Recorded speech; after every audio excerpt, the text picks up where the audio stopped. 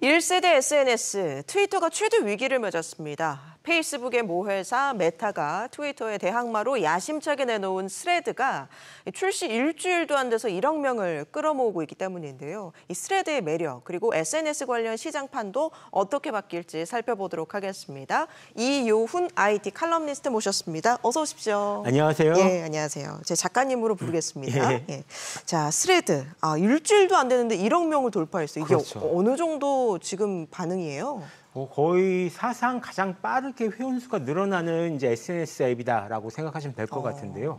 예전에 페이스북도 그렇고 트위터도 그렇고 보통 이 회원이 1억 명 넘는데 한 몇 년이 걸렸거든요. 그러다가 이제 챗 GPT 같은 경우는 이제 몇 달 만에 한 2달 만에 1억을 달성했다. 그래서 정말로 엄청난 흐름이 바뀌고 있구나라고 생각을 했는데 이번에 스레드 같은 경우는 뭐 일주일 만에 1억이 넘었다고 그래서 다들 깜짝 놀라고 있는 이런 상황입니다.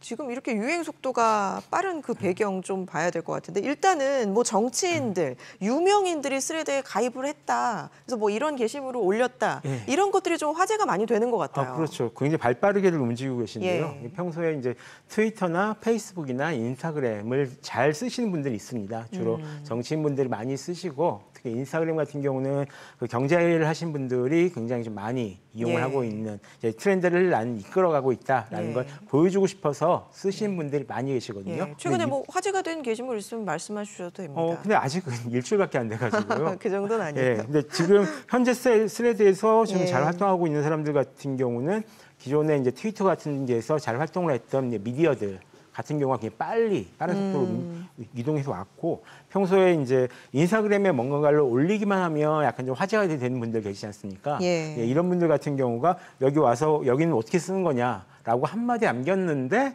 갑자기 이제 사람들이 우르르 달려들어서 한 몇십만 명 넘게 팔로잉하고 하는 이런 일들이 현재 지금 벌어지고 있는 그런 상황입니다. 지금 이 스레드의 인기가 반갑지 않은 곳이 있습니다. 바로 트위터예요. 그렇죠. 저희 뭐 트래픽이라고 하죠. 뭐 이용량이 뭐 많이 줄었습니까? 어때요? 따시면은 일론 머스크 본인이 밝히기로는 절대 안 줄었다, 오히려 늘었다라고 얘기를 하는데 저희 이제 시밀라웹이라고 해가지고 이제 웹 트래픽을 추적하는 이제 사이트가 있습니다. 여기에서는 한 전년 대비 11%, 전달 대비로 따지면은 한 4%, 5% 정도 좀 감소를 했다라고 보고 있는데 이게 꼭 스레드 영향은 아닌 게 그동안 이 일론 머스크가 트위터를 인수하고 나서 트위터 이용자가 계속 빠지고 있었어요. 그랬어요? 정말로 그 운영을 좀 심하다 싶을 정도로 못해가지고 빠지고 있는 상황이었는데 대신에 대체제가 없었거든요. 대체제가 없었는데 갑자기 이제 스레드라는 것이 탁 하고 등장을 한 겁니다. 그냥 등장을 한 게 아니라 메타라는 대기업을 등에 업고 굉장히 가입도 쓰기 좋고 처음부터 약간 완성된 형태로서 나왔거든요. 그러다 보니까 이제 빠르게 많은 사람들이 옮겨갈 수 있는 거죠. 뭐 트위터 직원들도 가입을 했다고 그러더라고요. 그래서 트위터 직원들도 가입해가지고 사실 여기가 더 낫다라고 글을 써서 이제 화제가 좀 되기도 했었고요. 근데 솔직히 가입할 수밖에 없죠. 그러니까 제가 그 트위터 직원이라고 해도 새로운 데가 생겼다라고 하면은 이제 가입을 해서 한번 써보게 되죠. 이런 것들도 있고 또 워낙 그동안 그 일론 머스크가 자른 트위터 직원들이 굉장히 많거든요. 근데 이 80% 정도를 인원 삭감을 했으니까요. 이분들 중에서 상당수가 트위터가 아니라 메타에 입사를 한 상황이기 때문에 이런 부분들은 뭐 어떻게 할 수가 없을 것 같습니다. 제 주변에도 스레드 쓰기 시작했다는 분들이 많이 있는데 저는 아직이에요. 아직 일주일밖에 안 됐으니까요. 어디 써보셨나요? 저는 처음 열릴 때서부터 가서 이게 열리자마자 트위터에서 굉장히 화제가 됐었거든요. 그래서 바로 다운받아서 이제 쓰기 시작했는데 놀란 게 가입이나 그러니까 처음에 SNS를 들어가면 세팅을 한다고 하잖아요. 이제 그런 것들이 거의 필요가 없어요. 그러니까 인스타그램 그래요? 계정을 그냥 그대로 갖고 와서 쓰면 된다. 그렇기 때문에 굉장히 많은 사람들이 이렇게 빠르게 지금 가입을 할 수 있었던 게 아닌가 좀 생각을 하고 있고요.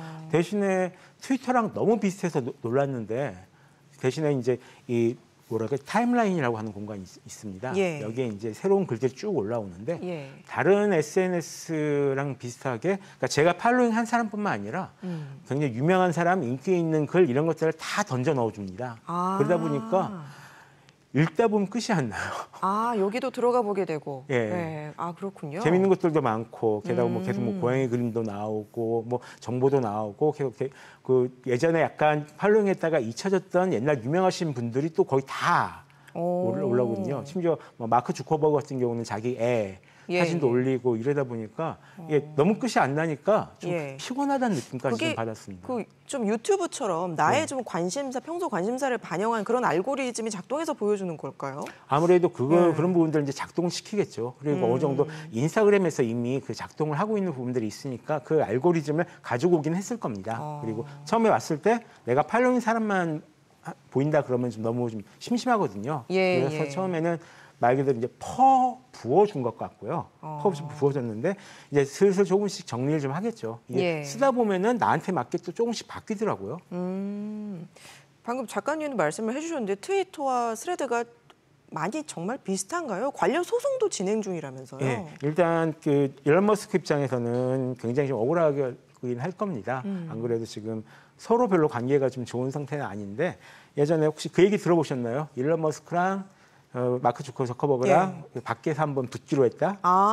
이 싸움을 하게 된 계기가 바로 이 스레드가 만들어졌다는 소식을 누군가가 일론 머스크한테 알려주니까 일론 머스크가 화나서 나와서 밖에서 한번 직접 붙어보자.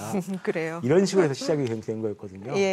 근데 봐야죠. 이것들을 그러니까 닮은 게 형식은 굉장히 닮은데 막상 내용에 들어와서 쓰다 보면 다릅니다. 그러니까 그래요? 오히려 인스타그램이랑 페이스북이랑 훨씬 더 가까운 그래서 트위터의 형태를 띈 인스타그램이다라고 오히려 좀 생각을 할 수가 있을 것 같고요. 사람들이 비슷하다고 느끼는 좀 구체적인 지점이라고 할까? 어떤 딱 들어가 보면은 사람들이 이름이 있고 그 사람이 쓴 글이 보여요. 그리고 그거를 타임라인 형식으로 쭉 내려서 계속 끊임없이 내려가면서 읽을 수 있게 해주거든요. 그리고 그것을 뭐 리트윗이 아니죠. 거기서는 리포스트를 한다던가 아니면은 거기다가 댓글을 달다던가 한 형식으로 이제 반응하고 소통을 할 수가 있고요. 그래서 이렇게 약간 대화할 수 있는 커뮤니케이션 SNS라는 점에서는 굉장히 좀 비슷한데요. 대신에 제가 이것을 가지고 그 다르게 뭐랄까? 그러니까 해시태그라고 해가지고 뭔가 붐업을 시킬 때 그 특정한 주제를 모아서 보는 기능이 있습니다. 이걸 지금 아직 할 수가 없고요. 그리고 유행하는 주제 같은 것을 이제 만들어서 실검같이처럼 트위터는 보여주거든요. 아직 그런 것도 없고, 그러니까 뭐랄까 특정한 주제가 갑자기 확 확산되거나 이 플랫폼을 이용해서 뭔가 의도적인 활동을 하는 것을 좀 배제한다. 이런 느낌을 좀 받았습니다. 뭐 신장 기업 효과일 수도 있겠지만 트위터를 넘어서 좀 스레드가 돌풍을 일으키는 지금 현 시점에서 이유는 뭐라고 보세요? 아무래도 가장 큰 거는 이 인스타그램 회원을 그대로 가져올 수 있다는 점이 가장 크겠죠. 지금 회원 수가 상당하잖아요, 인스타그램. 트위터가 3억 5천 명 정도 활성 사용자를 가지고 있는데 인스타그램이 20억 명입니다. 20억 명이 그대로 자기 아이디를 가지고 그대로 옮겨올 수가 있으니까 솔직히 말하면 좀 게임이 안 되는 그런 상황에 처음부터 시작했던 게 있었고요. 두 번째는 이제 일론 머스크가 너무 잘못해가지고 아까 얘기했던 것처럼 트위터의 대안을 그러니까 정말 뭐 마스터돈이니 블루스카이니 굉장히 많은 앱들이 트위터의 대안이라고 나왔습니다. 심지어 어떤 미국 쪽 그 한 회사 임원 같은 경우는 지금은 어떤 앱이든 트위터 대안이라 그래도 사람들이 다 믿을 것 같다고 그렇게 말을 했을 정도거든요. 이게 위상이 우리나라에서는 트위터가 별로 크지가 않은데 미국이나 일본에서는 트위터의 위상이 굉장히 큽니다. 대표적인 사람이 이제 도널드 트럼프 전 미국 대통령이죠. 이분이 트위터에서 쫓겨난 것 때문에 굉장히 이슈가 좀 크게 됐었거든요. 그리고 미국 기자들 같은 경우는 실제로 유명인들의 발언을 그러니까 우리가 인스타그램에서 뭔가 취재를 하는 것처럼 유명 정치인들이나 이런 사람들의 발언을 다 트위터에서 취재해다가 씁니다. 거기에 대해서 가장 덕을 많이 본 사람이 바로 일론 머스크 자신이었고요. 그러다 보니까 자기 생각이랑 약간 다른 트위터를 좀 잡으려고 자기가 직접 인수를 했던 거고 마크 저커버그 같은 경우도 한 몇 년 전에 트위터를 인수하려고 여러 번 시도를 했었습니다. 한 2번 정도요. 그만큼 파급력이 강한 SNS였거든요. 근데 이런 부분들을 지금 아예 트위터처럼 생긴 대안을 만들어가지고 지금 이겨버리는 이런 상황이 된 거죠. 아예 작정을 하고 나왔을 겁니다. 그 트위터도 그렇고 스레드도 그렇고 그 텍스트 기반이란 말이에요. 네. 글을 올리는.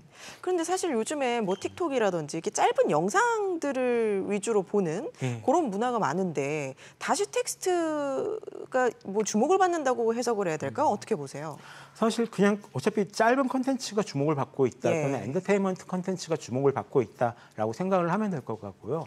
그러니까 틱톡 같은 형태의 텍스트로 된 SNS가 있으면 어떨까요? 라고 생각했을 때 거기서 나온 결론이 바로 이 스레드라는 거죠. 아, 그래요? 예. 그리고 대신에 기존의 트위터 같은 경우는 약간 정치적이나 뉴스나 이런 면에 있어서 좀 굉장히 많이 이용되는 그런 면이 좀 있었습니다. 근데 정치적 색이 굉장히 강하신 분들이 많아요. 트위터에는. 트위터에. 예. 예. 근데 그래서 이제 광고주들이 잘 안 들어가려고 했던 여기는 약간 위험하다. 여겼던 그런 곳이거든요. 근데 거기서 이제 정치적 색깔은 좀 떼내면서 약간 이제 커뮤니티 성격을 강화한 그래서 짧은 엔터테인먼트 콘텐츠를 즐기면서 서로 커뮤니케이션 할 수 있는 그런 공간으로서 이 스레드를 상용하고 있다라고 보시면 될 것 같습니다. 예. 앞서서도 많이 언급을 해주셨지만 이 머스크와 저커버그 이 두 CEO IT계에서는 이 인물이 어느 정도의 좀 영향력을 갖고 있는 분들이에요? 둘 다 탑급이죠. 예. 최고로 영향력이 굉장히 큰 사람들이고 당장에 뭐 페이스북도 그렇고 일론 머스크도 그렇고 일론 머스크 같은 경우는 사실 IT 업계라기보다는 이제 실리콘밸리 쪽에서 이제 투자자로서 이제 유명했던 사람이고 예전에 뭐 페이팔 같은 이런 IT 서비스를 처음에 이제 운영을 해가지고 약간 대박을 터뜨리고 그 돈 가지고 다시 전기차도 만들고 여기저기 투자도 하고 했던 이런 사람이고요. 페이스북 같은 경우는 실질적으로 약간 진짜 이 SNS를 빅테크 기업으로 키워낸 약간 큰 저희가 일단 보스 중에 한 명이죠. 예. 실질적으로 우열을 가늠할 수는 없지만 둘 다 굉장히 파워가 센 사람들이라고 보시면 됩니다. 아, 그래서 좀 경쟁심, 라이벌 의식 이런 게 큰 걸까요? SNS상에서 설전이 갈수록 좀 격화되는 분위기예요. 일단은 이 모든 것은 일론 머스크 잘못이다라고 얘기할 수 있을 것 같은데요. 그래요? 일론 머스크가 이제 아시겠지만 굉장히 좀 관심을 많이 받고 싶어하는 분입니다. 단순히 관심을 많이 받고 싶어하는 게 아니라 관심이 나에게서 벗어나는 걸 굉장히 힘들어하는 이런 분이거든요. 그러니까 예전에 깜짝 놀랐을 때가 이 테슬라가 굉장히 안 좋을 때 테슬라 파산했다라고 트위터에 자기 파산 사진 찍어가지고 기억나요. 올린 적이 있었어요. 그것 때문에 이제 조사도 받고 주가에 영향 끼쳤다고 굉장히 좀 난리가 됐었는데 그만큼 좀 일반인의 생각보다도 조금 더 나가서 그 관심을 받으려는 행동을 많이 하시는 분이거든요. 근데 거기에 더해서 사실상 트위터를 인수한 것도 말 한마디 실수했다가 그냥 이제 인수를 한 상황까지 가게 됐다라고 지금 보고 있는데 그에 비해서 마크 저커버그 같은 경우는 SNS 활동이 그렇게 활발한 사람이 아닙니다. 의외네요.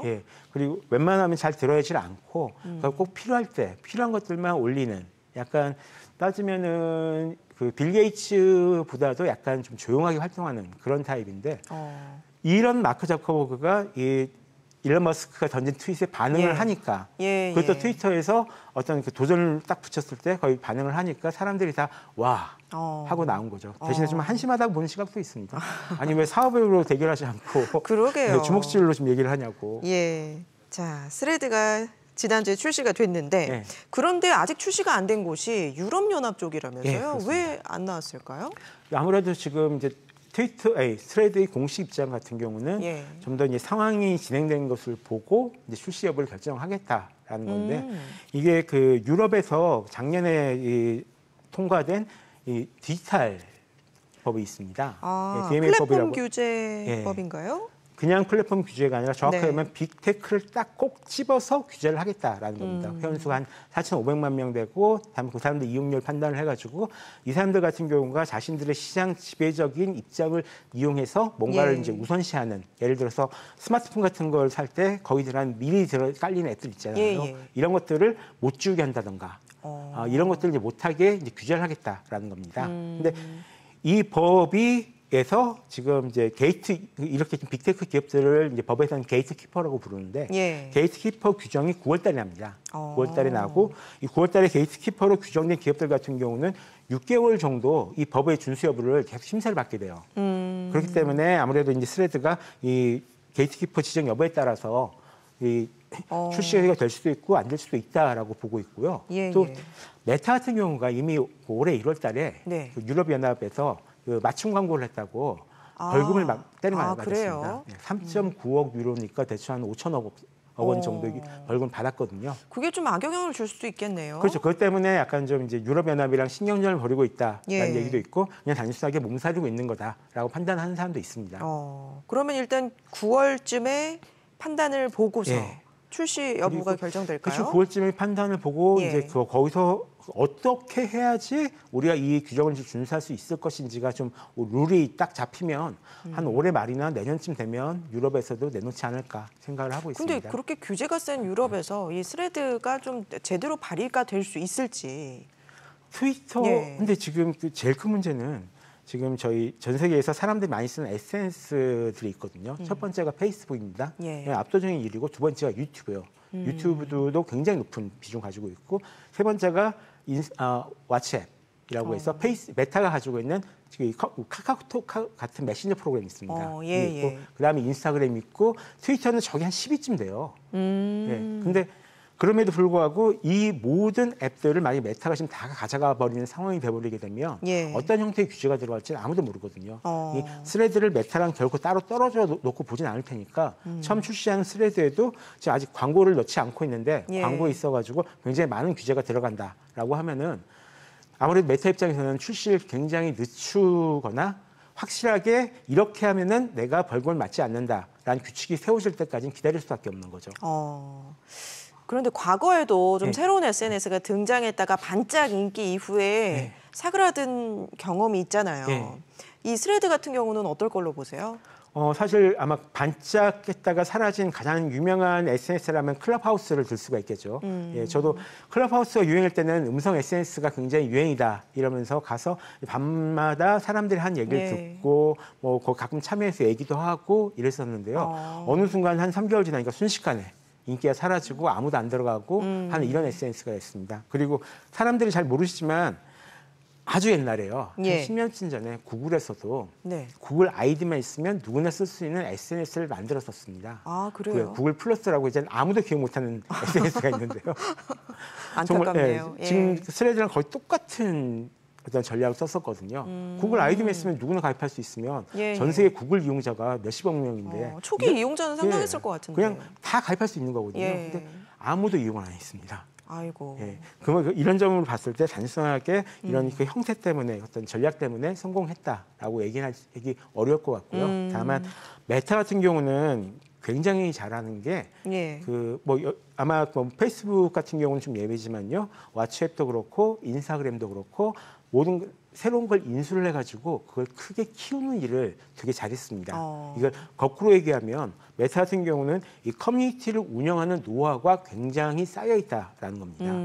그래서 단순하게 유명하니까 데려와서 우리가 잘할 거야가 아니라 이것을 가지고 와서 무엇인가를 새롭게 만들어가지고 이걸 크게 키우는 데 좀 능숙하다. 물론 반대로 이 커뮤니티는 약간 상관이 없었던 메타버스라던가 이쪽은 굉장히 야심차게 선언을 했었지만 망했죠. 사실상 거의 실력을 못 보여주고 있는 상황인데요. 그런 면에서 스레드는 어쨌든 잘 되지 않을까라고 생각을 하고 또 광고주들 입장에서도 이런 형태의 SNS가 좀 나타나길 굉장히 원하지 않았을까 그런 생각을 하고 있습니다. 알겠습니다. 끝으로 이 스레드의 열풍이 주식시장이라든지 광고시장에서도 지금 만만치 않은 영향을 끼치고 있다고 해요. 아직 일주일밖에 안 돼서 그리고 스레드가 광고를 시작도 안 했거든요. 그리고 그러니까 약간 광고 전략이 세워지기 전에 이 트위터가 망해가는 타이밍에 맞춰가지고 빠르게 지금 이제 앱을 출시한 그런 느낌이 있는데요. 대신에 이 메타의 광고를 대행하는 여러 대행사들이 있습니다. 이런 대행사들 같은 경우는 지금 아무래도 좀 수익이 좋아질 이럴 가능성이 좀 굉장히 좀 높은 편이고요. 근데 아직은 좀 두고 보셔야 될 것 같습니다. 알겠습니다. 오늘 말씀 여기까지 듣도록 하죠. 이효훈 IT 칼럼니스트와 함께했습니다. 고맙습니다. 고맙습니다.